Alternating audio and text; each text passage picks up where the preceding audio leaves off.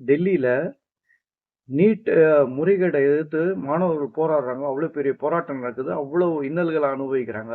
அவங்களுக்கு வந்துட்டு சப்போர்ட் பண்ற மாரி, அவங்களுக்கு வலு சேர்க்கிற மாரி நம்ம தமிழ்நாட்டுல மாணவர்கள் வந்துட்டு நீட்ட எதிர்த்து போராடுறாங்க. போராடுற மாணவர்கள செலக்ட் பண்ணி யார் யார் அந்த போராட்டத்த முன்னெடுக்கிறாங்களோ, அவங்களெல்லாம் கைது பண்றது க நடிகர் விஜய் ஆட்சி. இந்த காவலர்கள் வந்து முன்கூட்டியே கைது பண்றாங்க. இது நடத்துறாங்க. இது ஏன் இந்த அயோக்கியத்தனமான செயல்? ம்.